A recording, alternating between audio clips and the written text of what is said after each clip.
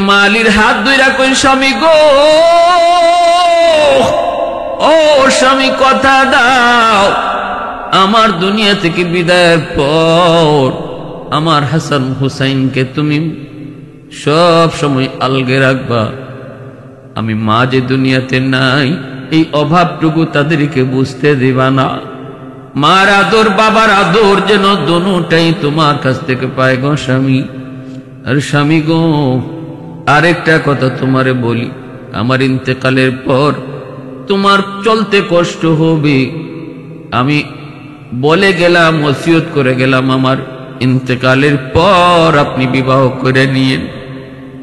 জানি আমার জায়গায় আপনি কাউরে বসাইতে চাইবেন না, কিন্তু স্বামী গো, আমার হাসান হুসাইনের দিকে তাকায়া আপনি আরেকটা বিবাহ করে নিয়েন গো স্বামী। আমি এই কথা না বলে গেলে আমার মন বলে আপনি কাউকে আর বিয়ে করবেন না, আর আপনি কাউকে আমার জায়গায় আনবেন না, কিন্তু আমি আপনাকে ওসিয়ত করে গেলাম আমার ইন্তেকালের পর আপনি একটা বিবাহ করবেন। এই বলতেছেন স্বামীর হাত ধইরা, আর হাসান হুসাইনকে কপালে চুমু খান। হাসান মার কপালে চুমু খায়, হুসাইন মার কপালে চুমু খায়, আলী স্ত্রীর কপালে চুমু খায়। এ দুনিয়ার যুবক একটু খেয়াল করে শুনো, অর্ধ শুনো, জান্নাতের সকল মহিলাদের সরদারিনী আজ দুনিয়া থেকে বিদায় হয়ে যাচ্ছে। জান্নাতের সকল যুবকদের সর্দার হাসান হুসাইন মার পাতা মাথার পাশে, দুনিয়াতেই জান্নাতের সার্টিফিকেট পাওয়া সাহাবী আলী, তিনিও স্ত্রীর পাশে এই অবস্থায় নবীজির কলিজার টুকরা মেয়ে খাতুনে জান্নাত, যার ব্যাপারে নবীজি বলেছেন ফাতেমা তো বিদাতুম মিন্নি, ফাতেমা আমার কলিজার টুকরা, ফাতেমা আমার কলিজার টুকরা। আজ দুনিয়া থেকে বিদায় নিতেছেন। নবীজির স্বপ্ন যুগে আগের রাতে ইশারা দিয়ে দিছেন সেহরি খাবেন দুনিয়ায়, কিন্তু ইফতার করবেন গিয়ে জান্নাতে। ভাইরা বন্ধুরা, খাতুনে জান্নাত স্বামীকে হাত ধরে কই স্বামী, ও স্বামী, আমি কিছু কথা বলবো, আমার অনুরোধ আপনি আমার কথাগুলা রাখবেন। কিছু দাবি করবো গো স্বামী, আপনি আমার দাবিটুকু রাখবেন। কি দাবি গো ফাতেমা? দুনিয়াতে জীবিত থাকতে কোনোদিন কোনো কিছু দাবি করো নাই, আজ এমন কি দাবি তুমি করবা? ঠিক আছে, তোমার যা মন চায় তুমি দাবি করো, জান যাবে তবু তোমার দাবি পূরণ করার চেষ্টা করব। দুনিয়াতে তো কোনোদিন আমাকে কোনো কষ্ট দেও নাই, আমার কাছে কোনো আবদারও তুমি এমন করো নাই যে আবদারটা আমি পারবো না, এমন কোনো আবদারি তুমি আমার কাছে করো নাই। নিজের থেকে কোনোদিন কিছু চাও নাই। ঘরের কাম করে করে আমার অভাবের সংসার, এই অভাবের সংসারে সবগুলি কাজ একটা ডিল করার কারণে তোমার হাতের চামড়াগুলো উঠে গিয়েছিল। আলী একদিন বলতেছে ফাতেমা, এইভাবে ঘরের কাম করো, এমনকি গম পিসা থেকে নিয়া, আটা বানানো থেকে নিয়া, ঘরের সব কাজ কাপড় চোপড় থেকে নিয়া, একা দুজাহানের বাদশার মেয়ে, জান্নাতের মহিলাদের সরদারি নীতি নিয়ে মায়ার নবীর ইন্তেকাল। মায়ার নবী অসুস্থ অবস্থায়, দয়ার নবী মায়ার নবী খাতুনে জান্নাত ফাতেমা রাদিয়াল্লাহু তাআলা আনহাকে কাছে নিয়ে নবীজি কি যেন বললেন।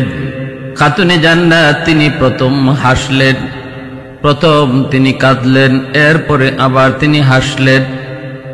দৃশ্যটা দেখলেন আম্মাজান আয়েশা সিদ্দিকা রাদিয়াল্লাহু তাআলা আনহা। জিজ্ঞেস করলেন, ফাতেমা, নবীজির কথায় একবার তুমি কাঁদছো, আরেকবার তুমি হাসছো, কারণ কি? খাতুনে জান্নাত বলেন, বলবো না মা, বলবো না, বলবো না। কি ছিল সেই কান্নার কারণ, কি ছিল সেই হাসির কারণ? সেই বিষয়টাই খাতুনে জান্নাত নিজের ইন্তেকালের আগ মুহূর্তে তিনি সেটা বলে গেছেন। ইন্তেকালের আগ মুহূর্তে তিনি বলে গেলেন, খাতুনে জান্নাত জান্নাতের সকল মহিলাদের সরদারিনী হবেন নবীজির কলিজার টুকরা মেয়ে। আল্লাহর নবী তিনি নিজে ঘোষণা দিয়েছেন, ফাতেমা সাইয়্যিদাতুন নিসাই আহলিল জান্নাহ, ফাতেমা হবে জান্নাতের সকল মহিলাদের সরদারিনী। খাতুনে জান্নাত কয়েকদিন যাবৎ তিনি অসুস্থ জ্বর। এই অবস্থায় যেদিন তিনি ইন্তেকাল করবেন, এর আগের দিন তিনি স্বপ্ন দেখেছেন, কিন্তু স্বপ্নে কি দেখলেন এই বিষয়টা তিনি নিজের কাছে গোপন রাখলেন, কাউকে তিনি বলেন নাই। স্বপ্নে তিনি দেখতে পেলেন দয়ার নবী, মায়ার নবী তার ঘরে ঢুকছেন গো। নবীজি অন্ধকারের ভিতরে কি যেন খুঁজেন। খাতুনে জান্নাত নবীকে বলতেছেন, আব্বা জান আপনি আমার ঘরে কি তালাশ করেন?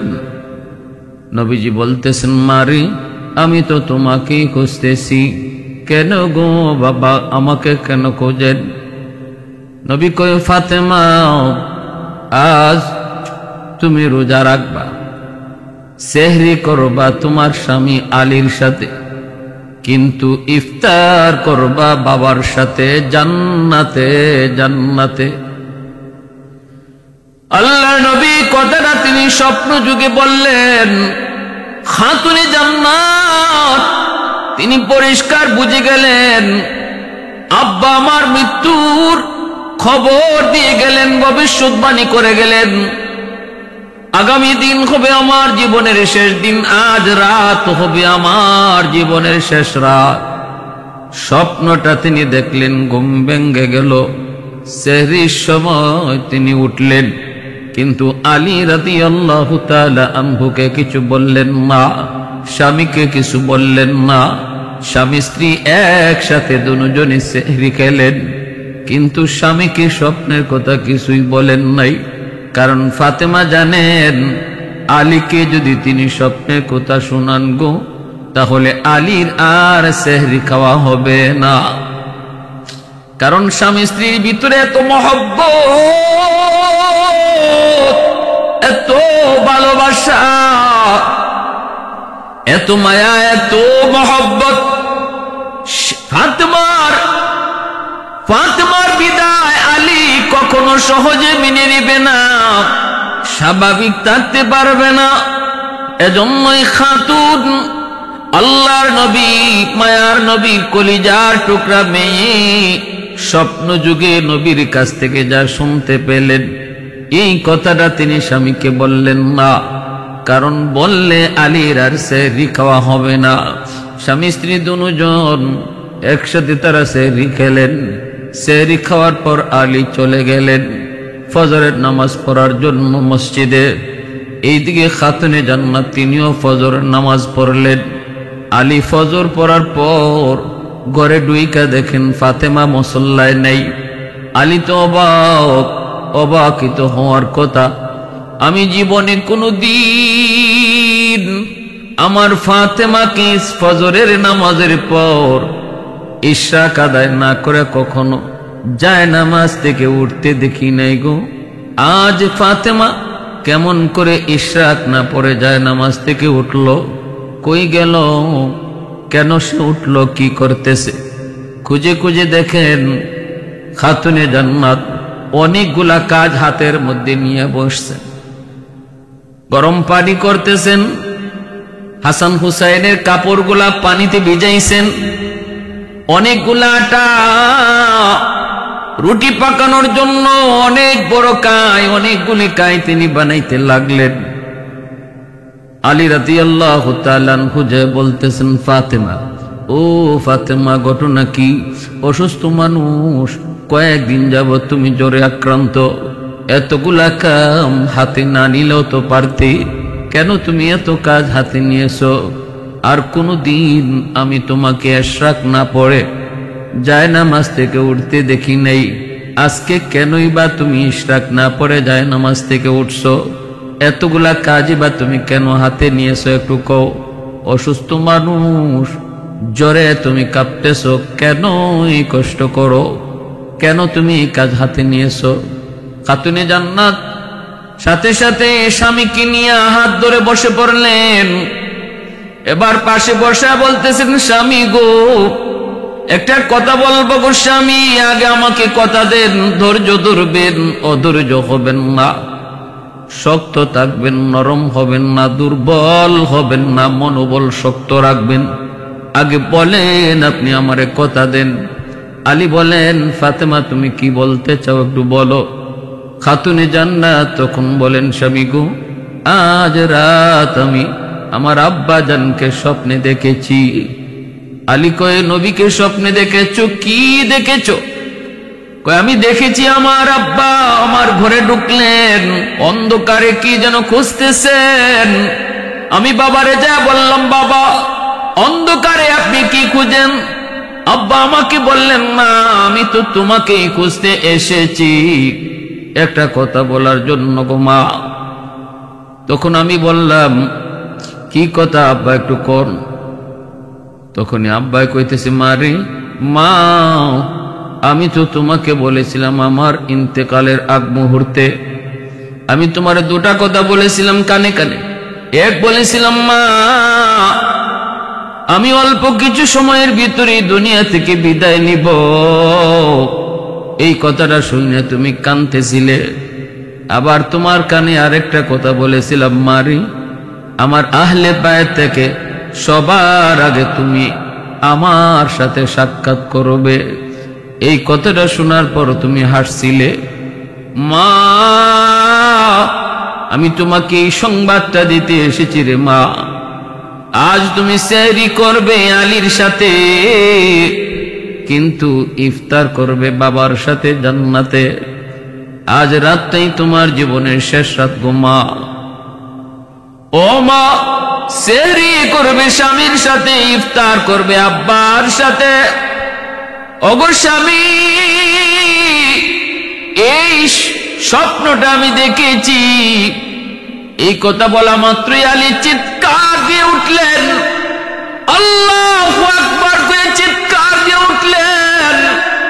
আলী সইতে পারেন না, সইতে পারার কথাও না। আলী হাউমাউ করে কান্না শুরু করে দিলেন।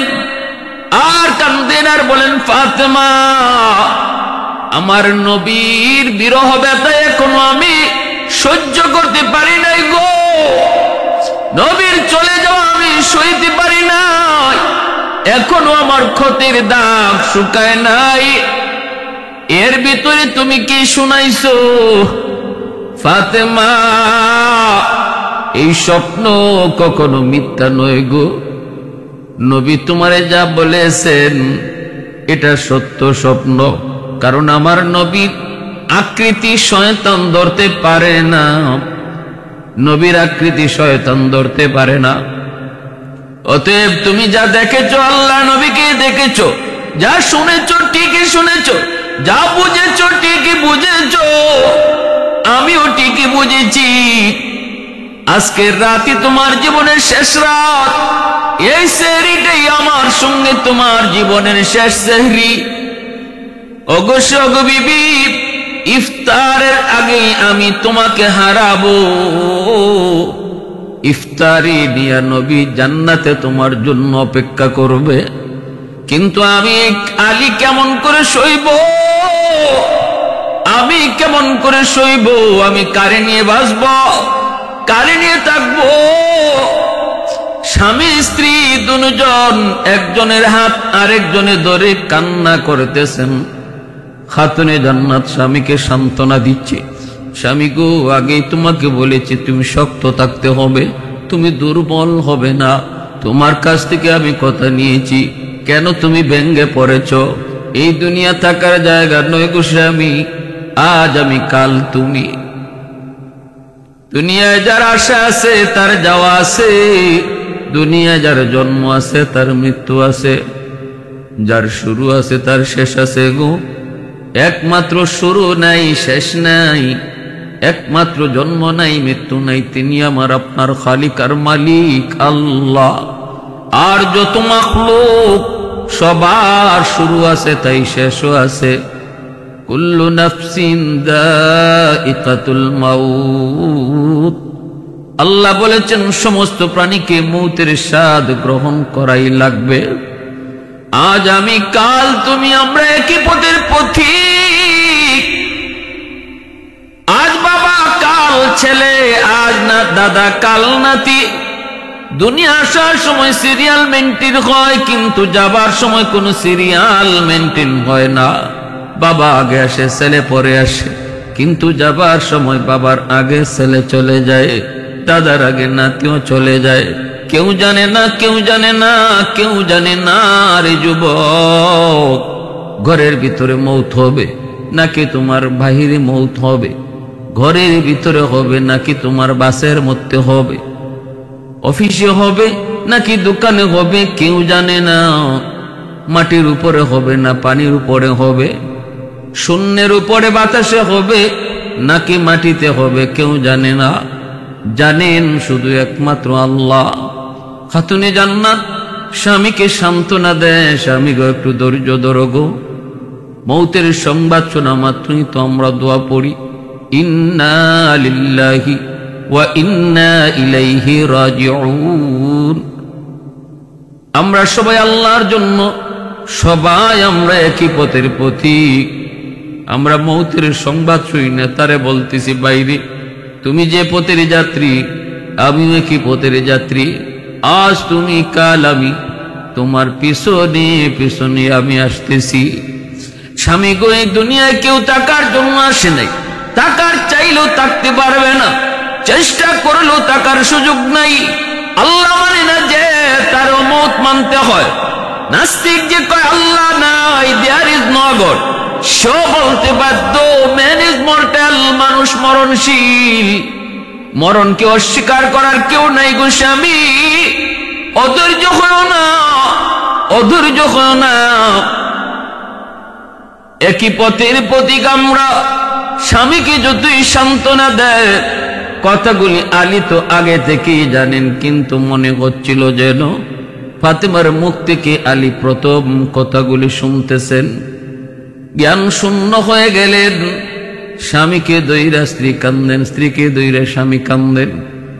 এই অবস্থায় পাশেই খেলার মাঠে ছিল হাসান হুসাইন, ছোট্ট দুই ভাই, নবীজির নাতি আলী ফাতেমার ছেলে হাসান হুসাইন।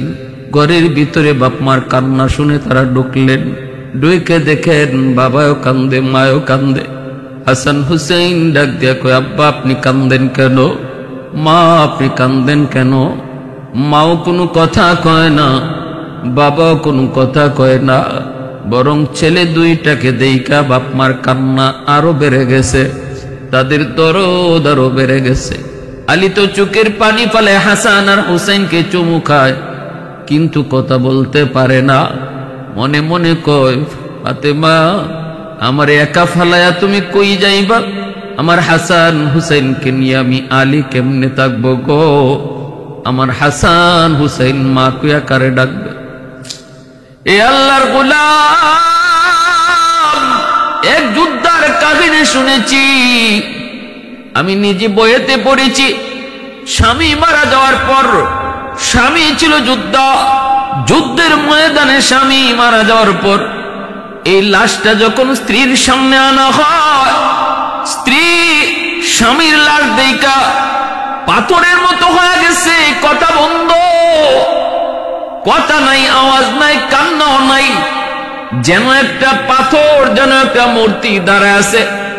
এমন ভাবে স্বামীর মৃত্যু তারা হিট করেছে, চোখ দিয়া পানি আসে না, কথা বন্ধ। সাথে সাথে হইচই পড়ে গেল, স্বামীর সাথে স্ত্রীও এখন মারা যাবে কিনা। ডাক্তার আনা হলো, ডাক্তার পরীক্ষা করে কয় এই মহিলার দ্রুত তার চোখ দিয়া পানি বের করাইতে হবে। যদি তার চোখ দিয়া পানি বের করানো না হয়, তাহলে মহিলাটাকে বাঁচানো কষ্টকর হবে, মহিলাকেও বাঁচানো সম্ভব হবে না। কেমনে মহিলার কান্না করায় স্বামীর চেহারা দেখানো হয়, কাফনের কাপড় সরায় স্বামীর চেহারা দেখানো হয়, স্বামীর কাছে এনে বসানো হয়, দুপলক নয়নে স্বামীকে দেখতেছে, কিন্তু চোখ দিয়া পানি আসে না। নির্বাক পাথর পাথর। ওই অবস্থায় একজন মহিলায় কয়, রাখো, আমি একটা ব্যবস্থা করি, আমার মনে হয় আমার উদ্যোগটা কাম হবে। এই বইলাই তার একটা দুধের বাচ্চা ছিল, ওই বাচ্চাটাকে আইনা মার কুলে দিয়ে দিছি।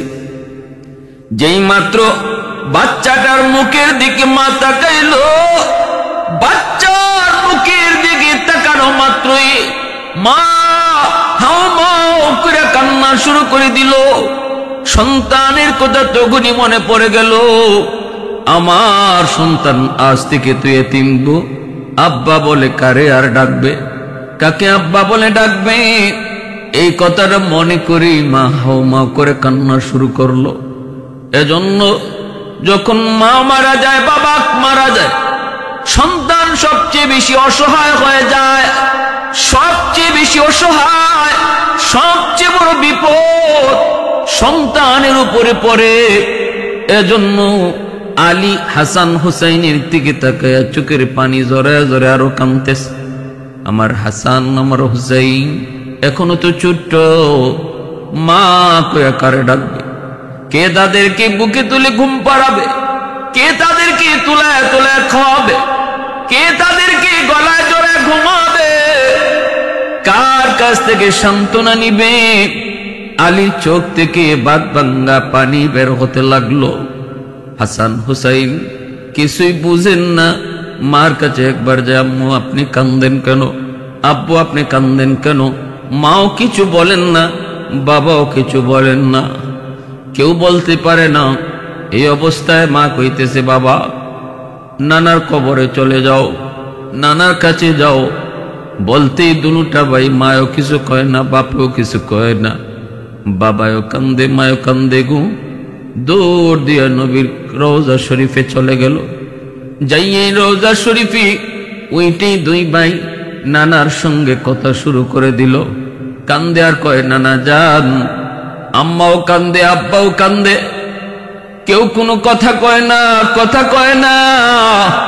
কেন কান্দে কিছুই কয় না। নানা আমরাও বুঝি না কেন মায় কান্দে, কেন বাবায় কান্দে। আল্লাহ নবী রওজা শরীফে শুয়ে শুয়ে নবী নাতিদের সঙ্গে কথা বলতেন। রওজার উপর থেকে নাতিরা জবাব দিতেন, নবী রওজার ভিতর থেকে জবাব দিতেন, কথা বলতেন। আল্লাহ নবী বলতেছে বাহিরে, এ ভাই, ও হাসান হুসাইন, তাড়াতাড়ি ঘরে যাও, তাড়াতাড়ি ঘরে যাও, আমার চেহারাটা যত পারো আজকে দেখে নাও। ভাই তাড়াতাড়ি তোরা মায়ের কাছে যা, আজ দিনটাই তোমাদের মাকে দেখার শেষ দিন, আর মাকে তোমরা দুনিয়ায় পাবে না। যত পারো মার চেহারাটা তোমরা যা দেখো রে, মার চেহারাটা যা দেখো। এই জমিনে যেই সন্তান বাপ মার চেহারার দিকে মায়ার নজরে তাকায়া বাপ মারে খুশি রাখছে, রসুল কয়, মা মিন ওয়ালাদিন ইয়ানজুরু ইলা ওয়ালিদাইহি নাজরা রাহমাতিন ইল্লা কাতাবাল্লাহু লাহু বিকুল্লি নাজরাতিন হাজ্জাতাম মাবরুরা। নবীজি বলছেন, কোন সন্তান যখন বাপ মার চেহারার দিকে যত বেশি তাকায়, আল্লাহ ততবার আমল নামায় কবুল হজের সওয়াব উঠায় দেয়। আল্লাহ নবী কয়, হাসান হুসাইন দ্রুত যাও, যে মাকে ভালো করে দেখো, যতবার মার চেহারার দিকে তাকাও আর মাকে পাবা না, আর দেখার সুযোগ পাইবা না। দৌড় দিয়ে হাসান হুসাইন আবার কাঁদতে কাঁদতে বাপ মার কাছে চলে আসলো। আইসে দেখি বা এখনো কান্দে, বাবা এখনো কান্দে। হাসান আইসেই কয়, কান্দতে কান্দতে মাকে জোরে জোরে কান্দে। মা কয়, বাবা তোরা কান্দ কেন? দুনু ভাই কয়, আম্মা আমাদের কাছে আপনি গোপন করছেন, আব্বাও গোপন করেছে, কিন্তু নানা জান আমাদেরকে সব বইলে দিছে। মাগো নানা জানে কইছে, যত ফারি যেন আজকে তোমারে দেখা নেই, আমরা নাকি আর তোমাকে দেখার সুযোগ পাইব না। এই কথা বলা মাত্রই খাতুনে জান্নাত কলিজা টুকরো সন্তানকে কোলে উঠাইয়া কপালে চুমুক খায় আর ফুফায়া ফুফায়া কাঁদতেছে, বলতেছে বাবা আল্লাহর উপর ভরসা করো, দুনিয়া কেউ থাকার জন্য আসে নাই রে, আজ আমি কাল তুমি, কেউ থাকার জন্য আমরা আসি নাই। বাবা ধৈর্য ধরো, আল্লাহ তোমাদের উত্তম হেফাজতকারী, আল্লাহ তোমাদের উত্তম হেফাজতকারী। এ যুবক, এমন মার কলিজায় আঘাত দিতে বুঝি তোমার কষ্ট লাগে না রে? এমন মারে চোখ দিয়ে পানি জড়াইতে বুঝি তোমার কষ্ট হয় না? আজকে বউয়ের কথায় দুনিয়ার লোভ লালসার ভিতরে পইরা, দুনিয়ার রং তামাশার ভিতরে পইরা দুঃখিনী মাকে তুমি ভুলে গিয়েছো, মার সাথে খারাপ আচরণ করো। ভালো করে মনে রাখবা, যত আপন যারেই তুমি দুনিয়াতে পাও না কেন, মার মতো আপন এই দুনিয়াতে আর কেউ নাই, আর কেউ নাই। যত মানুষই তোমাকে ভালোবাসবে পিছনে স্বার্থ রয়েছে, স্বার্থ ছাড়া ভালোবাসা শুধু বাপ মার ভালোবাসা। পৃথিবীতে মায়ের মতো আপন কেউ হবে না, পৃথিবীতে মায়ের মতো আপন কেউ হবে না। তোমরা কোনদিনও মায়েরই মনেতে কষ্ট দিও না, তোমরা কোনদিনও মায়েরই মনেতে কষ্ট দিও না। কত পাপী এমন আছে মাকে কষ্ট দেয়, মায়ের মনে কষ্ট দিয়ে অভিশাপ নেয়। কত পাপী এমন আছে মাকে কষ্ট দেয়, মায়ের মনে কষ্ট দিয়ে অভিশাপ নেয়। মায়ের মনে কষ্ট দিলে খোদা যে সহে না, মায়ের মনে কষ্ট দিলে খোদা যে সহে না। তোমরা কোনদিনও মায়েরই মনেতে কষ্ট দিও না, তোমরা কোনদিনও মায়েরই মনেতে কষ্ট দিও না। পৃথিবীতে মায়ের মতো আপন কেউ হবে না, পৃথিবীতে মায়েরই মতো আপন কেউ হবে না। তোমরা কোনদিনও মায়েরই মনেতে কষ্ট দিও না। হাসান কান্দে, হুসাইন কান্দে, আলী কান্দে, ফাতেমা কান্দে, কান্নার রুল। স্বামী স্ত্রী কান্দে, সন্তান কান্দে। এই অবস্থায় খাতুনে জান্নাতের জ্বর বাড়তে শুরু হলো, শরীর কাঁপা শুরু হয়ে গেল। কাঁপতেছে কাঁপতেছে বিছানায় শুয়ে পড়লেন। আলী বিছানায় শোয়া দিলেন। হাসান হুসাইন মার পাশে বসে আছে, চোখ থেকে দর দর করে পানি পড়ে। হাসান কান্দে আর কয়, হুসাইন কান্দে আর কয়, মাগো ও মা, নানা যতদিন দুনিয়ায় ছিলেন, যখনই আমরা কষ্ট পেতাম নানার কাছে গিয়ে সান্ত্বনা নিতাম। নানার কাছে গেলে পরে পেটের ক্ষুধার কথা মনে থাকতো না গো।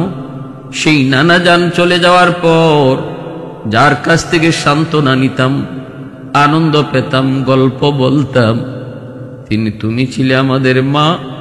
মা, আমরা দুই বাইরে কার হাতে রেখে যাইতেছ? ফাতেমা আলীর হাত ধইরা কই, স্বামী গো, ও স্বামী কথা দাও, আমার দুনিয়া থেকে বিদায়ের পর আমার হাসান হুসাইনকে তুমি সব সময় আলগে রাখবা। আমি মা যে দুনিয়াতে নাই, এই অভাবটুকু তাদেরকে বুঝতে দিবা না। মার আদর বাবার আদর যেন দোনোটাই তোমার কাছ থেকে পায় গো স্বামী। আর স্বামী গো, আরেকটা কথা তোমারে বলি, আমার ইন্তেকালের পর তোমার চলতে কষ্ট হবে।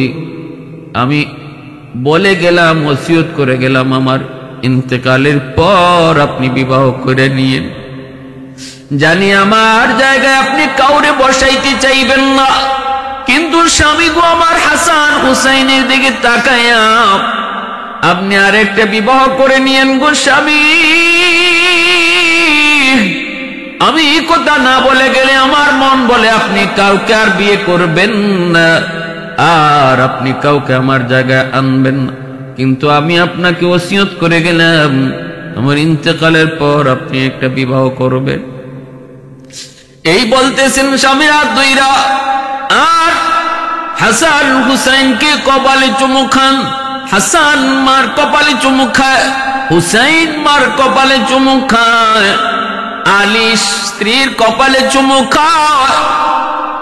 এ দুনিয়ার যুবক একটু খেয়াল করে শুনো, অর্ধ শুনো, জান্নাতের সকল মহিলাদের সরদারিনী আজ দুনিয়া থেকে বিদায় হয়ে যাচ্ছে। জান্নাতের সকল যুবকদের সরদার হাসান হুসাইন মার পাতা মাথার পাশে, দুনিয়াতেই জান্নাতের সার্টিফিকেট পাওয়া সাহাবী আলী, তিনিও স্ত্রীর পাশে। এই অবস্থায় নবীজির কলিজার টুকরা মেয়ে খাতুনে জান্নাত যার ব্যাপারে নবীজি বলেছেন ফাতেমা তো বিদাতুম মিন্নি, ফাতেমা আমার কলিজার টুকরা, ফাতেমা আমার কলিজার টুকরা আজ দুনিয়া থেকে বিদায় নিতেছেন। নবীজি স্বপ্ন যুগে আগের রাতে ইশারা দিয়ে দিছেন সেহরি খাবেন দুনিয়ায়, কিন্তু ইফতার করবেন গিয়ে জান্নাতে। ভাইরা বন্ধুরা, খাতুনে জান্নাত স্বামীকে হাত ধরে কই, স্বামী ও স্বামী আমি কিছু কথা বলবো, আমার অনুরোধ আপনি আমার কথাগুলা রাখবেন। কিছু দাবি করবো গো স্বামী, আপনি আমার দাবিটুকু রাখবেন। কি দাবি গো ফাতেমা? দুনিয়াতে জীবিত থাকতে কোনোদিন কোনো কিছু দাবি করো নাই, আজ এমন কি দাবি তুমি করবা? ঠিক আছে, তোমার যা মন চায় তুমি দাবি করো, জান যাবে তবুও তোমার দাবি পূরণ করার চেষ্টা করব। দুনিয়াতে তো কোনোদিন আমাকে কোনো কষ্ট দেও নাই, আমার কাছে কোনো আবদারও তুমি এমন করো নাই যে আবদারটা আমি পারবো না, এমন কোনো আবদারে তুমি আমার কাছে করো নাই। নিজের থেকে কোনোদিন কিছু চাও নাই। ঘরের কাম করে করে আমার অভাবের সংসার, এই অভাবের সংসারে সবগুলি কাজ একা ডিল করার কারণে তোমার হাতের চামড়াগুলো উঠে গিয়েছিল।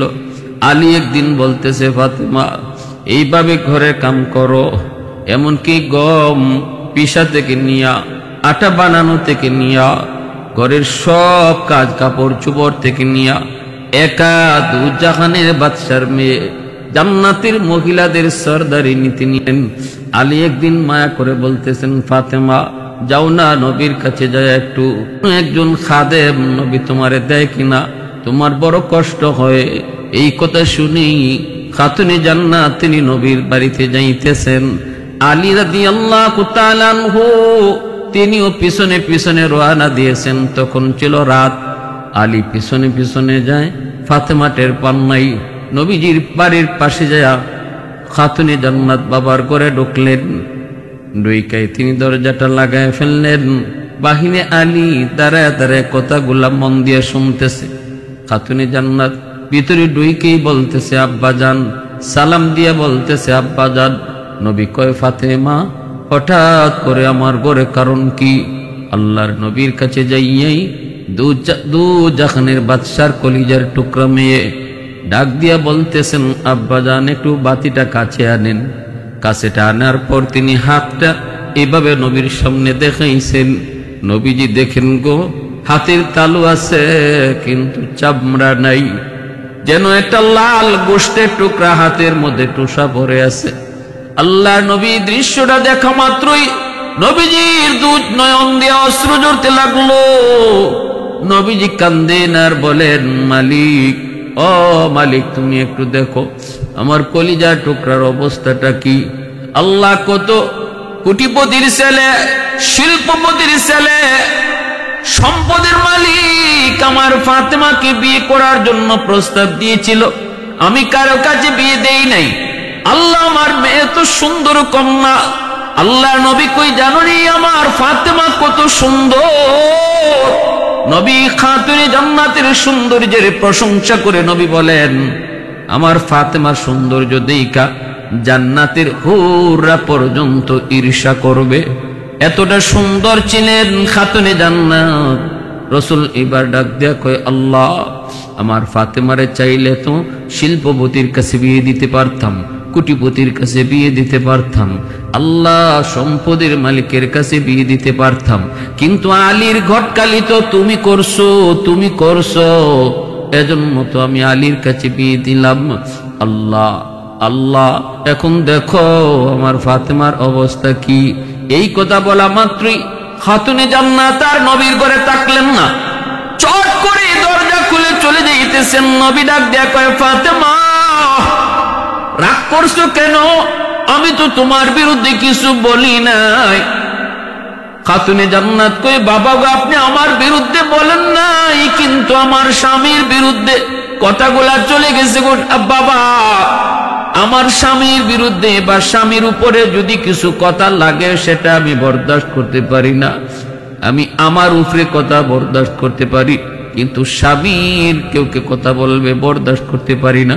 বাবা গো ও বাবা, টাকা পয়সা শান্তির মূল না, সম্পদ শান্তির মূল না। একজন বিবির জন্য সবচেয়ে শান্তির চাবিকাঠি হলো স্বামীর বুক ভরা ভালোবাসা। এসি আর মকমল আর একটা গাড়ি আর বাড়ি কখনো শান্তি দিতে পারে না গো বাবা। ও বাবা আমি আলীর ঘরে 3 বেলা খাইতে পারি না, এটা ঠিক আমি কাম করি, হাতে টুসা পড়ে গেছে, 3 বেলার ভিতরে 3 বেলাই কম খাই, কখনো খাইতে পারি না। কিন্তু বাবা একজন স্ত্রীর জন্য সবচেয়ে বড় সুখ আর শান্তি যেটা, সেটা হলো স্বামীর বুক ভরা ভালোবাসা। আমি আমার স্বামীর কাছ থেকে বুক ভরা সেই ভালোবাসা পাই, বিন্দু পরিমাণ কৃপণতা নাই। আমাদের সংসার ভালোবাসার সংসার। আল্লাহর নবীর কাছে যখন এই কথাটা বললেন, নবীজি টান দিয়া মেয়েকে বুকে জড়ায়া শুকরিয়া আদায় করেন আর বলেন মা আয় আমার বুকে আয়, আমি তো এটাই চাই গো মা, আয় আমার বুকে আয়। আল্লাহর নবী রহমতের নবী রুকাইয়া নবীর একজন মেয়ে উসমান গনি রাদিয়াল্লাহু তাআলা আনহুর কাছে পরবর্তীতে বিয়ে দিয়েছেন। প্রথম বিয়ে হয়েছিল আবু লাহাবের ছেলের সাথে, পরে বিয়ে হয়েছে উসমান গনির সাথে। একদিন হযরত রুকাইয়া রাদিয়াল্লাহু তাআলা আনহা উসমান গনি রাদিয়াল্লাহু তাআলা আনহুর উপর অভিমান করে আল্লাহর নবীর কাছে চলে এসেছিলেন। আয়েশা উসমান গনির বিরুদ্ধে কে যেন বলতে চেয়েছেন। নবী কয় রুকাইয়া পৃথিবীর কোন স্ত্রী স্বামীর বিরুদ্ধে অভিযোগ করুক, আমি নবী সেটা বরদাস্ত করি না রে মা।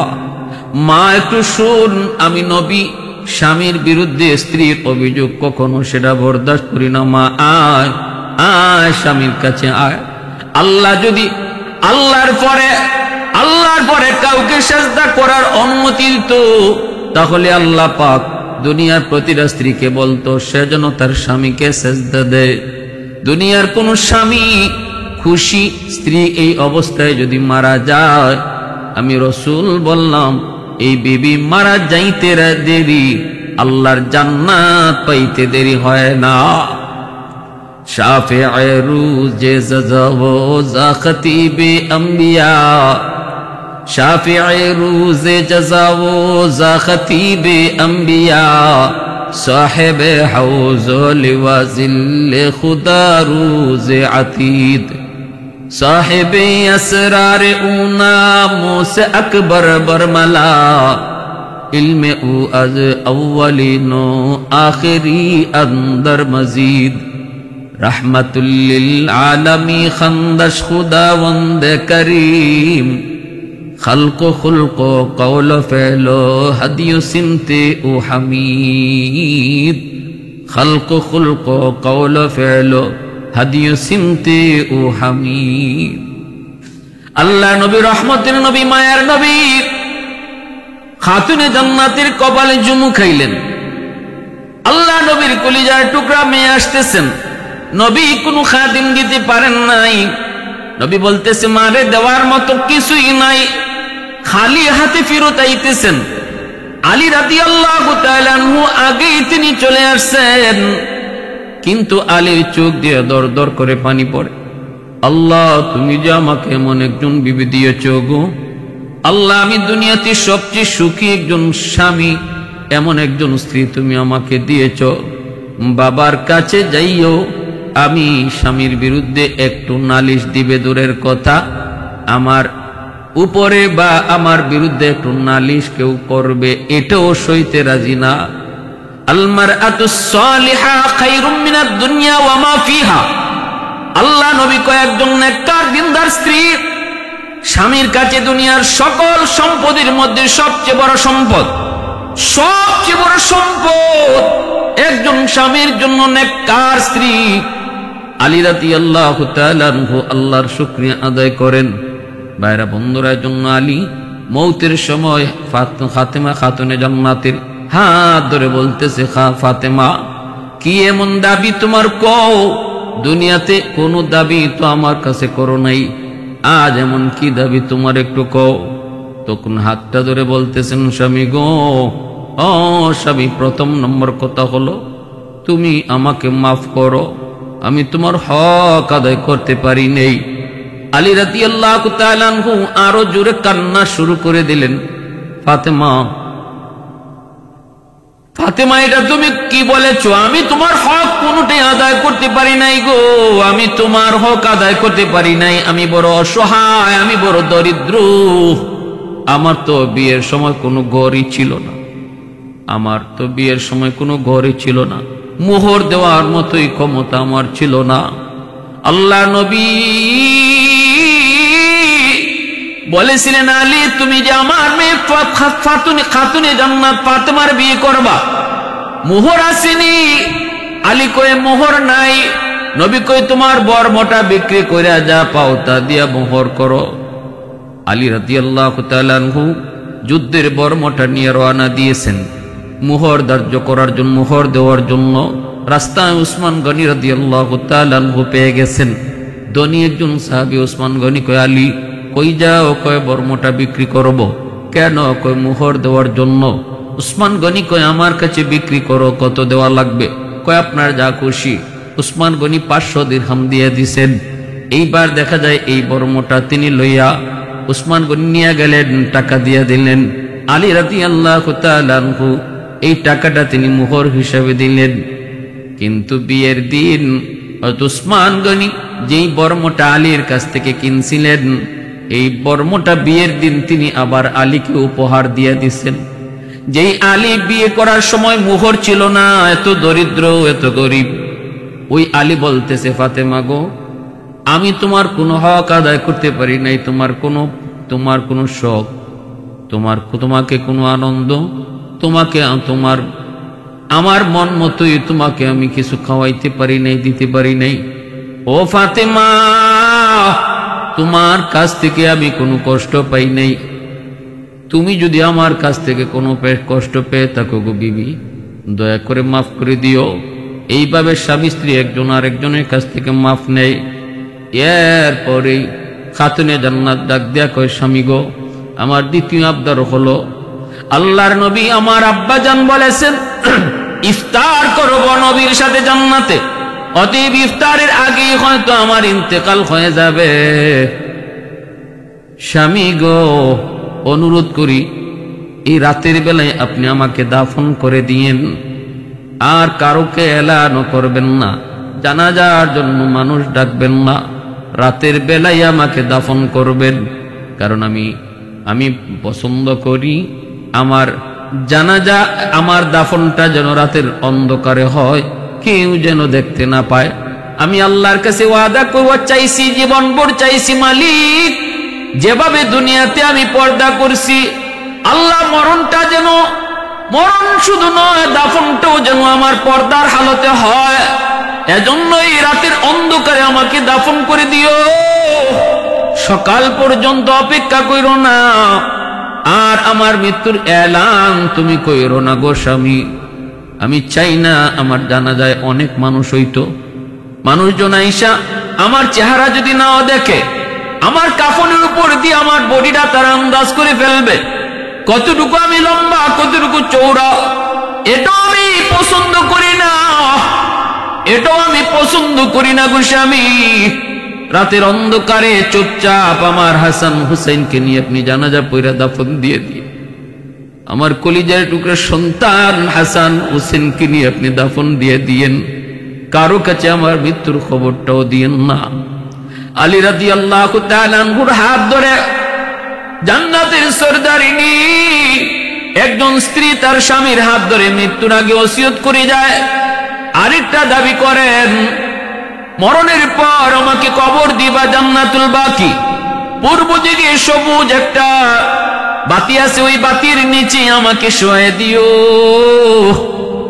আর স্বামী গো, আরেকটা দাবি হলো আমার কবরের উপরের মাটি তুমি উঁচা রাইখো না, মাটিটাও সমান করে দিও, আমার কবর দেখেও যেন কেউ বুঝতে না পারে কোন কবরটা খাতুনে জান্নাতের কবর।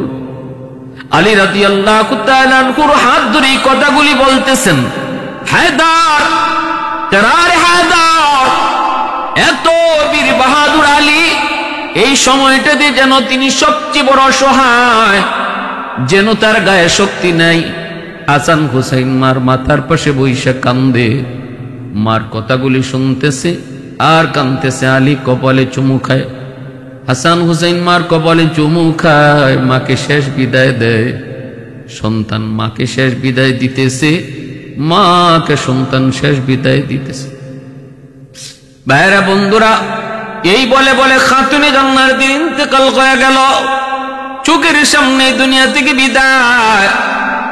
আর ওই অবস্থায় আলী রাদিয়াল্লাহু তাআলা আনহু তিনি যখন এইভাবে কবর খুঁজতে যাবেন, কিন্তু কবর খোদার জন্য তো লোকের প্রয়োজন, একা কেমনে খুঁজবেন? হঠাৎ করে দেখেন আবু যর গিফারি তিনি আসতেছেন। আল্লাহ নবী আবু যর কই যাও? কেমনে কই যাইবা? কয় আলী তোমার কাছেই তো আইছি। কেন? কয় কবর খোদায় সাহায্য করার জন্য। আলী কয় আবু যর কে তোমারে খবর দিল? আমার ফাতেমার মৃত্যুর খবর তো আমি কাউকে দেই নাই।